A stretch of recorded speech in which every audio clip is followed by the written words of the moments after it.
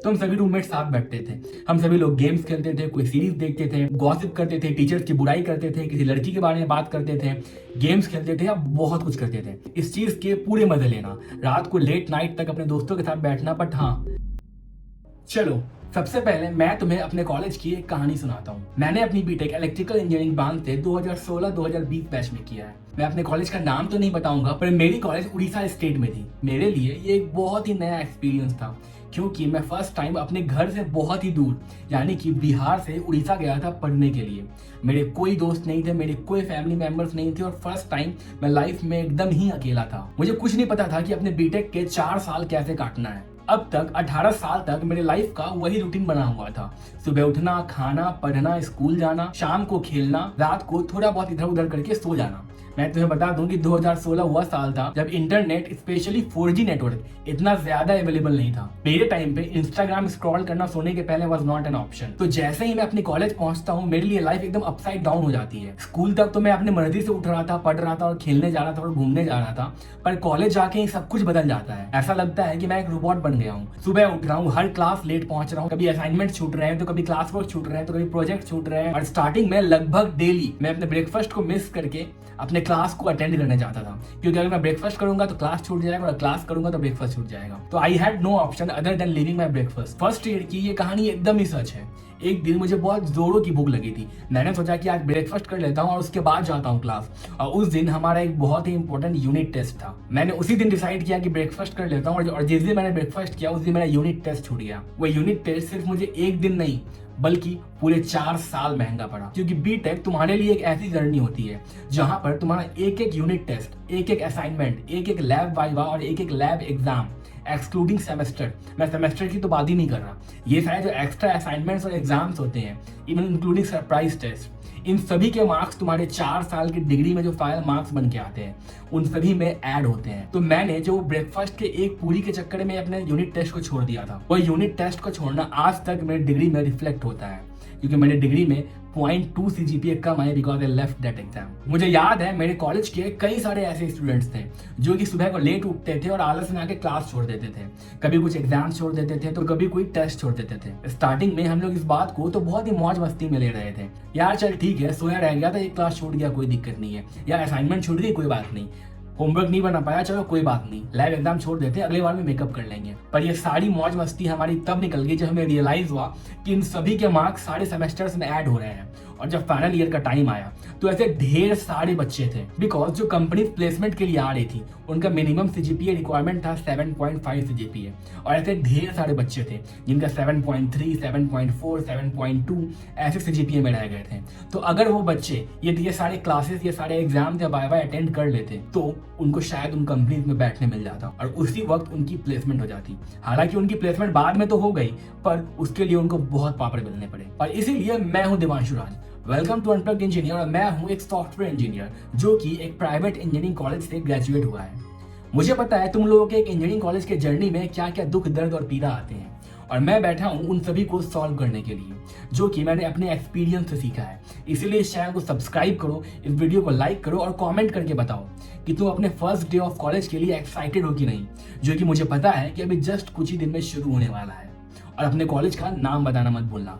और आओ इस वीडियो को शुरू करते हैं। ये वीडियो तुम्हें देखना बहुत ही इंपॉर्टेंट है, क्योंकि इस वीडियो में मैं तुम्हें दिखाने वाला हूँ कि तुम्हारे कॉलेज लाइफ का, स्पेशली फर्स्ट ईयर का आइडियल रूटीन क्या होना चाहिए। तुम सुबह से उठ के रात तक क्या क्या करते हो ये डिसाइड करना पहले से बहुत इंपॉर्टेंट है, वरना कहीं तुम्हारे साथ भी ऐसा ना हो जाए 4 साल बाद जब तुम प्लेसमेंट के लिए जाओ तो तुम्हें प्लेसमेंट में बैठने के लिए नहीं दे रही है कंपनी, तुम्हारे मार्क्स कम पड़ रहे हैं तो तुम्हारा अटेंडेंस कम पड़ रहे हैं, और ऐसे बहुत सारी चीजें होती है। तो इसीलिए इस वीडियो को ध्यान से सुनना और एंड तक देखना, ताकि तुम अपने आइडियल रूटीन को समझ पाओ और उसके अकॉर्डिंग एक्शन लो। आइडियली तुम्हारे दिन की जो शुरुआत होनी चाहिए, जो तुम्हारी कॉलेज टाइम होती है, लेट्स से तुम्हारी कॉलेज की शुरुआत सुबह 8 बजे होती है, तो 8 बजे के 1.5 घंटे पहले तुम्हें सो कर उठ जाना चाहिए। 1.5 यानी कि 1.5 आवर्स पहले। अगर तुम्हारी कॉलेज की शुरुआत 10 बजे होती है तो तुम्हें 1.5 आवर्स पहले 10 बजे से उठ जाना चाहिए। अब तुम चाहो तो तुम्हें 5 बजे भी उठ जाओ, वो तो बहुत ही अच्छी बात है, पर मुझे पता है टीनेज में बहुत लोगों को लेट से सोकर उठने की आदत होती है, स्पेशली जब तुम स्कूल से कॉलेज में जाते हो। मैं बता रहा हूँ बार बार कि कॉलेज के अटेंडेंस सिस्टम को मजाक में बिल्कुल मत लेना, क्योंकि आजकल कॉलेजेस बहुत सीरियस है। अगर तुम्हारा अटेंडेंस 75 या 80% से नीचे गया तो वो तुम्हें सेमेस्टर एग्जाम में सच में बैठने नहीं देंगे, और जब फाइनल ईयर में आओगे तुम्हारा बैक रह जाएगा। लेट मी रिमाइंड यू कि तुम्हारे अगर एक भी सब्जेक्ट में बैक रह जाते हैं फाइनल ईयर तक, देन तुम्हारी कंपनीज के इंटरव्यू क्लियर करना तो दूर की बात, कंपनीज तुम्हें अपने प्लेसमेंट के एग्जाम में बैठने भी नहीं देगी। तो इसीलिए क्लास को अटेंड करना इज वेरी इंपॉर्टेंट। वो गलतियां मत करना जो मैं और मेरे दोस्त किए थे। तो इसीलिए अपने कॉलेज के फर्स्ट ईयर से ही कॉलेज टाइम जब भी शुरू हो उसके 1.5 आवर्स पहले उठने की आदत डाल लो। अब तुम्हारी किस्मत खराब है अगर तुम्हारे कॉलेज की टाइमिंग सुबह 7 बजे है, यानी कि तुम्हें सुबह 5:30 बजे उठना पड़ेगा। अब उठकर क्या करोगे? बहुत ही अच्छी आदत है, जिम करो, एक्सरसाइज करो, फिजिकल हेल्थ पे ध्यान दो। क्योंकि अक्सर जब कॉलेज जाते हैं तो बच्चे बहुत पतले हो जाते हैं, उनके पेरेंट्स बहुत चिंता करते हैं, उनको बीमारी हो जाती है या फिर वो हेल्थ पे ध्यान नहीं देते हैं। तो इसीलिए 1.5 घंटे पहले उठकर अपने जिम पे ध्यान दो, अपने फिजिकल हेल्थ पे ध्यान दो, अपना ब्रेकफास्ट पहले कर लो। मेरी तरह ब्रेकफास्ट स्किप करके अपने क्लास मत जाना या फिर ब्रेकफास्ट करने के चक्कर में अपना यूनिट टेस्ट मत छोड़ देना। इसीलिए ब्रेकफास्ट मिस मत करना, बिकॉज कॉलेज में अगर तुम ब्रेकफास्ट मिस करते हो देन तुम्हारा डायरेक्ट खाना अब लंच को होगा, जो कि दोपहर को 2 बजे होगा, और दोपहर 2 बजे तक भूखे रहना is not a healthy habit at all. तुम स्किन केयर करो, योगा करो, एक्सरसाइज करो, जो भी करो, बट तुम्हारे कॉलेज टाइम के 1.5 घंटे पहले जल्दी से उठ जाना। अब तैयार होके अच्छे से वेल ग्रूम्ड होके अपने क्लास जाना। कॉलेज लाइफ में ये बहुत ही इंपॉर्टेंट है कि तुम अच्छे से ड्रेसअप होके जाओ। अब जरूरी नहीं है कि तुम लड़कियां पटाने के लिए ही ड्रेसअप हो, ड्रेसअप होना खुद के लिए बहुत इंपॉर्टेंट है। अगर तुम खुद में अपनी पर्सनालिटी को अच्छा रखते हो, वेल ग्रूम्ड रखते हो, अच्छे ड्रेस पहनते हो, चप्पल में नहीं बल्कि शूज में क्लास जाते हो, अपने बाल बना के जाते हो, कपड़े को आयरन करके जाते हो, देन तुम्हारा एक पॉजिटिव इंप्रेशन पड़ता है अपने प्रोफेसर के सामने। वो तुम्हें नोटिस करते हैं, तुम्हारे अच्छे हैबिट्स में अकाउंट होता है, जो कि तुम्हारे इस 4 साल के कॉलेज जर्नी में बहुत काम आने वाला है। पर अगर तुम हाफ पैंट पहन के क्लास जा रहे हो, टी शर्ट पहन के जा रहे हो, या हवाई चप्पल पहने क्लास जा रहे हो, वेल ग्रूम्ड होकर नहीं जा रहे हो, देन डायरेक्टली इससे एक बहुत ही नेगेटिव इंप्रेशन पड़ता है। तुम्हारे क्लास के टीचर्स तुम्हारे पे ध्यान नहीं देंगे, लड़कियां तो भाव नहीं ही देगी, वो तो खैर सेकेंडरी बात है, पर तुम्हारे कॉलेज के प्रोफेसर भी तुम्हारे पे ध्यान नहीं देंगे, जो कि इस वक्त तुम्हारे 4 साल की जर्नी में बहुत इंपॉर्टेंट है। इसीलिए अपने क्लास जाओ वेल ग्रूम्ड होकर, अच्छे से तैयार होकर, use your perfume, proper shoes पहनो, प्रॉपर फॉर्मल या फिर सेमी फॉर्मल ड्रेस पहनो, आई कार्ड लो, और लुच्चे लफंगे की तरह कॉलेज तो बिल्कुल मत जाना। और जेन्युइनली कोशिश करना कि कॉलेज के हर क्लास को अटेंड करो, कभी भी कोई यूनिट टेस्ट को मिस मत करो, क्योंकि जैसा कि मैंने बताया तुम आज भले ही यूनिट टेस्ट को मिस कर दोगे, पर ये तुम्हें महंगा पड़ेगा कॉलेज के आखिरी साल में, जब तुम्हारे प्लेसमेंट कंपनीज तुम्हें प्लेसमेंट में बैठने नहीं देंगी। अब तुम सुबह उठ चुके हो, एक्सरसाइज कर चुके हो, वेल ग्रूम्ड भी हो चुके हो, क्योंकि तुम्हारे पास इनफ टाइम था, क्योंकि तुम्हें 1.5 घंटे पहले उठे थे सोकर। तुम क्लासेस भी अटेंड कर रहे हो और अपने 75% अटेंडेंस के क्राइटेरिया को भी मेंटेन कर रहे हो। तुम्हारा जैसे ही कॉलेज खत्म होता है, मेक श्योर कि तुम्हारे पास सारे नोट्स हैं। कॉलेज की मैं एक अच्छी बात बताता हूँ, 11th-12th में जब तुम पढ़ के आए होगे, तुम्हारे पास पढ़ाई की कोई लिमिट नहीं रहती है। लाइक तुम मान लेते हैं 12th क्लास में एक टॉपिक पढ़ रहे हो जिसका नाम है रोटेशनल मोशन। अब इस टॉपिक को पढ़ने के लिए तुम्हें ढेर सारे बुक्स पढ़ने पड़ते हैं 12th क्लास में। रेसनिंग हेडे तो ABC, तो HC वर्मा, तो ये तो वो, तो NCERT, बहुत सारे बुक्स। पर कॉलेज में आके एक बहुत ही अच्छी बात है, welcome again to your school life. तुम्हें कॉलेज में सिर्फ और सिर्फ एक ही बुक पढ़ना है अगर तुम्हें एकेडमिक्स में अच्छा परफॉर्म करना है तो। बट अगर तुम्हें रिसर्च करना है then of course there is no end to the books. तुम्हें ढेर सारे बुक्स पढ़ने पड़ेंगे, तुम्हारे कॉलेज के लाइब्रेरीज होंगे जहां पर इनफाइनाइट नंबर ऑफ बुक्स होंगे, उसके तो पढ़ने ही पड़ेंगे। पर एकेडमिक्स के लिए तुम्हारे क्लास में तुम्हारे प्रोफेसर तुम्हें जितना भी पढ़ा रहे हैं, अगर तुम्हें वो 2 ही पेज पढ़ा रहे हैं देन बी एश्योर्ड कि उस 2 पेज से ही तुम्हारे एग्जाम्स में क्वेश्चन आने वाले हैं। तो क्लास में जो कुछ भी पढ़ाया जाए उनके नोट्स अच्छे से बनाओ, इस बात से फेमिलियर रहो कि क्लास में क्या पढ़ाई हो रहा है, कौन सा टॉपिक हो रहा है, कौन से बुक से टीचर्स पढ़ा रहे हैं, क्योंकि एग्जाम्स में उसी बुक से क्वेश्चन आएंगे। और एकेडमिक्स में अगर तुम्हें अच्छे नंबर लाने हैं तो तुम्हें अपने क्लास के पढ़ाई को अच्छे से फॉलो करना पड़ेगा। तो मेक श्योर जब तुम अपने क्लास जा रहे हो सिर्फ अपने अटेंडेंस क्राइटेरिया को मेंटेन करने के लिए नहीं जा रहे हो, अपने नोट्स को प्रॉपर्ली मेंटेन कर रहे हो, क्लास में टीचर्स को नोटिस कर रहे हो कि वो कौन से टॉपिक से, कौन से बुक से पढ़ा रहे हैं, और क्लास में टीचर्स जो भी लिखवाते हैं भले ही तुम उस टाइम पे उस चीज को मत समझो, बट उन सभी टॉपिक्स को एटलीस्ट नोट डाउन कर लो, ताकि तुम घर आकर अपने दोस्तों से समझ पाओ। यूट्यूब से उसी टॉपिक को पढ़ लो या फिर खुद से किसी और बुक से पढ़ लो। तो इसी के साथ दिन के 6 से 7 घंटे देने के बाद तुम्हारा कॉलेज खत्म हो जाता है। कॉलेज में शाम का टाइम बहुत ही चिल टाइम होता है। जब मैं कॉलेज में था तो मेरी कॉलेज एक हाईवे पे थी, तो हम लोग हर शाम को चाय पीने के लिए हाईवे पे बहुत ही दूर तक पैदल चल के जाते थे, एटलीस्ट 1 से 2 किलोमीटर, और वहां पर जाकर मजे काटते थे, पहाड़ों पे बैठते थे, और एट द एंड पहाड़ों से फिर वापस आते थे ट्रैक करके। इस टाइम पे स्नैकिंग्स करो, दोस्तों के साथ हैंग आउट करो। प्लीज अपने रूम में जाकर सो मत जाना थक कर, क्योंकि गाइस मैं बार बार बोलता हूँ कॉलेज एक ऐसी चीज है जो कि वापस कभी नहीं आएगी। ये 4 साल तुम्हारे लाइफ के बेस्ट 4 साल होंगे। तो कॉलेज खत्म होते ही शाम को हैंग आउट करो, अपने दोस्तों के साथ टाइम स्पेंड करो, अलग अलग लोगों से बात करो, अपने सीनियर से इंटरेक्ट करो, जूनियर से इंटरेक्ट करो, अपने बैच के लड़के लड़कियां सभी से इंटरेक्ट करो, और जब शाम को चिल करके वापस आ जाओ, यानी कि शाम के लगभग 7, 7:30 या 8 बज जाएंगे।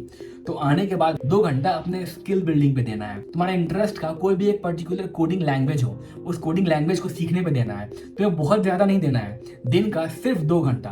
अब तुम उसे 1.5 घंटा भी दे सकते हो, बट एटलीस्ट मैं बोलूंगा कि 2 घंटा तो दे ही दो। कोई एक न्यू लैंग्वेज सीखने पे ध्यान दे दो, पर ऐसा मत करो कि हर दिन एक नई लैंग्वेज सीख रहे हो। कोई एक लैंग्वेज को चूज करो, एटलीस्ट 3 से 4 महीना उस लैंग्वेज को सीखने पे फोकस करो। कोई एक मिनी प्रोजेक्ट उठा लो, कोई एक कोडिंग प्रोजेक्ट उठा लो, या फिर किसी ब्रांच का प्रोजेक्ट उठा लो, या फिर अगर तुम किसी क्लब का पार्ट हो तो एक क्लब प्रोजेक्ट उठा लो। अपने क्लब पे भी ध्यान देना बहुत इंपॉर्टेंट है, बट मैं सजेस्ट करूंगा कि क्लब को टाइमिंग तो अपने कॉलेज के टाइमिंग में ही दो। और क्लब्स क्या होता है, अगर इस बारे में जानना है तो मेरे ओल्डर वीडियोस को चेकआउट करो। अगर तुम 2 घंटा खुद के लिए दे दोगे तो ये बात तुम्हारे लिए अश्योर हो जाएगा कि तुम हर दिन अपने आप को अपस्किल करने पे ध्यान दे रहे हो। इसकी अहमियत तुम्हें अभी नहीं, जब तुम 4थे साल अपने प्लेसमेंट में बैठोगे तब रियलाइज होगा, क्योंकि तुम हर दिन अगर 2 घंटा तुम्हें खुद पे देने की आदत हो जाएगी तो 4 साल बाद जब तुम फाइनल प्लेसमेंट के लिए आओगे तुम्हें रियलाइज होगा कि तुम्हारे पास ढेर सारे स्किल्स हैं। तुमने 4 साल खुद पे इतना मेहनत किया है और इसलिए तुम्हारे प्लेसमेंट के चांसेस बहुत ही बढ़ जाएंगे। और फाइनली इसके बाद तुम्हारा डिनर का टाइम हो जाएगा। ध्यान रहे कि डिनर तुम मोस्ट ऑफ द टाइम अपने हॉस्टल में ही करो। मुझे पता है कि तुम्हारे हॉस्टल का खाना भी अच्छा नहीं होगा, लाइक एवरी अदर हॉस्टल। 3 दिन तुम भले बाहर खा सकते हो, या फिर एटलीस्ट 1 या 2 दिन सिर्फ। कम से कम कोशिश करना कि 4 से 5 दिन अपने हॉस्टल के अंदर ही खाओ, ना कि बाहर का खाना, क्योंकि बाहर के खाने से हेल्थ पे बहुत इंपैक्ट पड़ेगा। मैं तुम्हें बताऊं तो मेरे कॉलेज लाइफ का ये one of the best memories है, क्योंकि हम सब जब अपने कॉलेज से डिनर करके वापस अपने रूम आते थे तो हम सभी रूममेट साथ बैठते थे। हम सभी लोग गेम्स खेलते थे, कोई सीरीज देखते थे, गॉसिप करते थे, टीचर्स की बुराई करते थे, किसी लड़की के बारे में बात करते थे, गेम्स खेलते थे, या बहुत कुछ करते थे। एंड ट्रस्ट में तुम्हारे भी कॉलेज का यही बेस्ट टाइम होगा जब तुम सब रात को डिनर के बाद अपने दोस्तों के साथ अपने रूम्स में बैठोगे। इस चीज के पूरे मजे लेना, रात को लेट नाइट तक अपने दोस्तों के साथ बैठना, बट हाँ, गलत संगति में आके नशे करना मत शुरू कर देना। इससे बुरा और कुछ नहीं होगा तुम्हारे कॉलेज लाइफ और आगे के लाइफ को भी रूइन करने के लिए। और इसी के साथ तुम्हारा रात खत्म हो जाएगी, 12-1 बजे तक तुम सो जाओगे, और अगेन सुबह से फिर वापस से वही रूटीन। तो ये था तुम्हारे कॉलेज लाइफ का एक आइडियल रूटीन कि तुम्हें क्या करना चाहिए। अगर मैं इन सबको समराइज करूँ तो इनका की पॉइंट्स था: सुबह 1.5 घंटे पहले उठना, खुद के हेल्थ पे ध्यान देना, नोट्स बनाना, अटेंडेंस क्राइटेरिया को मेंटेन करना, क्लास के एक्टिविटीज पे ध्यान देना, दोस्तों के साथ चिल करना, और बाहर का खाना ना खाना। और वीकेंड्स तो तुम्हारा है, जो मर्जी वो करो, पर इन सब के बीच 2 चीजें कभी मत भूलना। पहला कि 4 साल बाद तुम्हें कैसे भी एक बहुत ही अच्छी प्लेसमेंट लेनी है, और दूसरा कि बीटेक लाइफ वापस नहीं आने वाला है। इस 4 साल को बहुत ही ज्यादा एंजॉय करना है, और इस 4 साल की जर्नी में make sure you subscribe unplugged engineer, क्योंकि इस चैनल पे तुम्हें ऐसे ढेर सारे टिप्स मिलेंगे जो कि तुम्हारे इंजीनियरिंग लाइफ को और इंजीनियरिंग के बाद वाले लाइफ को बेहतर बनाने में मदद करेंगी। Thanks for watching. मिलते हैं नेक्स्ट वीडियो में। मैं हूं Devanshu Raj, and I will try my best कि तुम्हारी कॉलेज लाइफ को अच्छा बनाने में बहुत ही ज्यादा हेल्प कर सकूं from the experience which I have learned from my own college.